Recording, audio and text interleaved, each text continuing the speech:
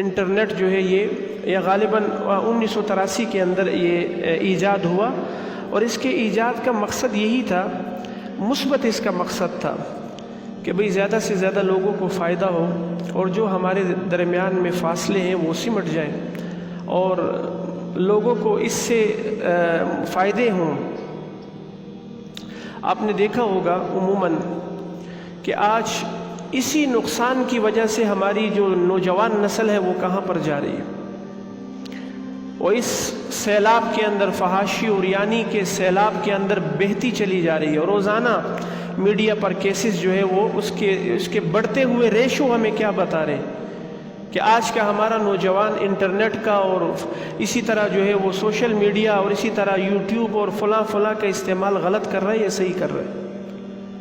تو اس لیے ان چیزوں کے کہ بھئی کون سے ایسے اسباب ہیں جو ایک نوجوان کو غلط جانب لے کر جاتے ہیں، تو اس کے لیے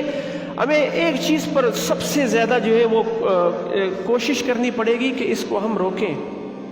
وہ کیا ہے کہ ایک نوجوان ہے، وہ جب استعمال کرتا ہے تو استعمال کرنے کے بعد سوچتا ہے کہ میں نے اس کو کیسے استعمال کرنا ہے۔ حالانکہ جب انسان گھر سے نکلتا ہے کسی سفر کے لیے گاڑی میں بیٹھتا ہے تو وہ منزل کا تعین پہلے کرتا ہے یا بیٹھنے کے بعد کرتا ہے؟ بھائی میں نے فلاں شہر جانا ہے، میں نے کراچی جانا ہے، میں نے اسلام آباد جانا ہے، میں نے لاہور جانا ہے۔ سب سے پہلے وہ اپنے لیے منزل کو متعین کرتا ہے کہ بھئی میں نے فلاں جگہ پر جانا ہے۔ ہمارا نوجوان آج استعمال کرنے کے بعد، فیس بک، سوشل میڈیا استعمال کرنے کے بعد سوچتا ہے کہ میں نے کیا دیکھنا ہے اور کیا نہیں دیکھنا۔ تو جب انسان منزل کا تعین بعد میں کرے گا تو یاد رکھے پھر آگے اس کو کہ منزل متعین نہیں ہوتی تو اس کی جو راہیں ہوتی ہیں وہ خطرناک اور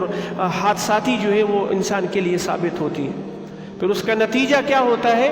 کہ آج ریشو دیکھ لیں، آج آپ ریشو دیکھ لیں۔ ابھی گزشتہ دنوں ایک شادی کے اندر تقریب تھی، 2 نوجوان دیکھے کہ وہ غالباً کوئی پب جی کے نام سے کوئی گیم ہے۔ اب کھانا لگ گیا، ہم کھانا کھا رہے ہیں اور وہ 2 لڑکے اسی گیم کے اندر اتنے مصروف ہیں کہ ان کو پتہ ہی نہیں ہے کہ ہم شادی حال میں کھانے کے لیے آئے ہوئے ہیں۔ ابھی یہ کچھ پھر ہم نے ان کو بتایا کہ بھئی کس مقصد کے لیے آئے ہو، جب نہیں آنا تھا تو پھر کیوں جو ہے وہ آئے ہو، کھانا نہیں تھا تو مقصد کہنے کا یہ ہے کہ آج ہمارا نقصان، ہمارے نوجوانوں کا سب سے بڑا دشمن جو ہے وہ اس سوشل میڈیا کا منفی استعمال ہے، اس کا ناجائز استعمال ہے، اس کا غلط استعمال ہے۔ یہ ایک ایسا سیلاب ہے، یہ ایک ایسا لاوا ہے، اگر ہم نے اپنی نسل کی حفاظت نہیں کی تو یاد رکھیں ہماری نسل اس جو ہے وہ اس کے سیلاب کے اس جو ہے وہ بہتے ہوئے سیلاب کے بہاؤ کا جو ہے وہ نظر ہو جائے گی۔ تو اس کے لیے ہمیں اپنا کردار ادا کرنا چاہیے، ہم نے اپنا کردار ادا کرنا ہے، ہم نے اپنے نوجوان کو سنبھالنا ہے کہ اس کی مصروفیات کیا ہے، اس کی ایکٹیویٹیز کیا ہے، یہ صبح سے لے کر شام تک اس میں کیا چیزیں دیکھتا ہے۔ باپ نے بھی، استاد نے بھی، اور پیر نے بھی، اور جو ہے اسی طرح جو ہے وہ ٹیچر نے بھی، ماں نے بھی، ہر ایک نے اپنا اپنا کردار ادا کرنا ہے۔ تو معاشرہ اسی طریقے سے ایک وجود میں آئے گا اور معاشرہ جو ہے وہ ایک صحیح جو ہے سمت پر جو ہے وہ چلے گا۔ تو یاد رکھیں کوئی چیز بھی اپنی ذات کے اعتبار سے غلط نہیں ہوتی، اس کا استعمال اسے غلط اور صحیح بنا دیتا ہے، اس کا غلط استعمال اسے غلط بنا دیتا ہے اور اس کا صحیح استعمال جو ہے وہ اس کو صحیح بنا دیتا ہے۔ تو اس لیے ان چیزوں کو جو ہے ہم نے دیکھنا ہے کہ ہمارا نوجوان آج جو ہے وہ اسی جو ہے وہ غلط سیلاب کے اندر بہنا چاہے۔ تو اس چیز کو ہم نے غور سے اور جو ہے وہ اپنے معاشرے کی جو خرابیاں ہیں ان کو دیکھتے ہوئے اس پہ فوکس کرنا ہے کہ بھئی کون سی ایسی چیز ہے کہ جس کو جو ہے دیکھ کر جو ہے آج ماں باپ کو پتہ ہی نہیں ہے کہ ہماری اولاد کیا کر رہی ہے، وہ اپنے کاموں میں مصروف ہے، اولاد اپنے کاموں میں مصروف ہے، اور اسی طرح جو ہے ان کو پتہ ہی نہیں ہے کہ میرا بچہ جو ہے، یعنی مہینہ ماں باپ کو ایک گھر میں رہتے ہوئے ایک دوسرے کا آمنا سامنا ہی نہیں ہوتا۔ پھر نتیجہ کیا ہوگا؟ پھر وہی نتیجہ ہوگا نا جو گزشتہ دنوں ہوا آپ کے سامنے۔ چونکہ جب زنا کا معاشرہ عام ہوگا، بے حیائی کا معاشرہ عام ہوگا، تو پھر اس کا نتیجہ یہی نکلے گا نا ان چیزوں کو روکنا ہے، اس کا سدباب کرنا ہے، اس پر ہم نے محنت کرنی ہے، اور محنت کرنے کے لیے ہر آدمی نے اپنا کردار ادا کرنا ہے، ہر آدمی نے اپنا کردار ادا کرنا ہے۔ بنانے والے نے تو اسے بنا دیا، اب بنانے والے نے تو بم بھی بنایا ہے۔ اب بم کس لیے بنایا تھا؟ کہ بھئی پہاڑوں کو توڑا جائے، لیکن استعمال کرنے والے نے اس کو انسان پر استعمال کر دیا۔ تو یاد رکھیں حضرات محترم، ہر چیز کے اندر مثبت اور منفی پہلو ضرور ہوتے ہیں، لیکن اس کا استعمال ہم نے کیسے کرنا ہے، یہ اس کے مثبت اور منفی پہلو سے پہلے ہم نے سوچنا ہے۔ اور یاد رکھیں، ایک بات تو یہ ہو گئی، دوسری بات یہ ہے کہ ہم نے اس کو لگام بھی دینا ہے۔ جو چیز جتنی جو ہے وہ تیز رفتار ہوتی ہے نا، اس کو لگام بھی اسی انداز میں ہم نے دینا ہے۔ گھوڑا تیز رفتار ہوتا ہے نا، تو گھوڑے کو لگام دی جاتی ہے نہیں دی جاتی؟ گدھے کو کوئی لگام نہیں دیتا، کیونکہ اس کی رفتار کم ہے۔ اسی طرح ہم نے جو ہے اپنے اوقات کو بھی تقسیم کرنا ہے،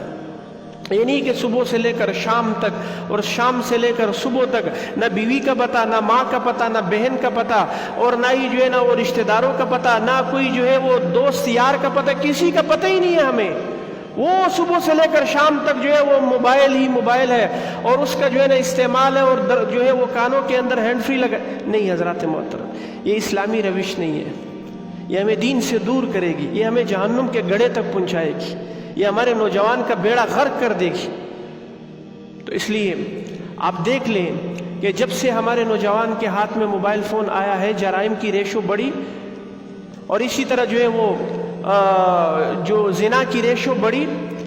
اور اسی طرح جو ہے نا فحاشی اور یانی کی ریشو بڑھی یا کم ہوئی؟ تو ان چیزوں کو، ان محرکات کے بارے میں ہمیں سوچنا ہوگا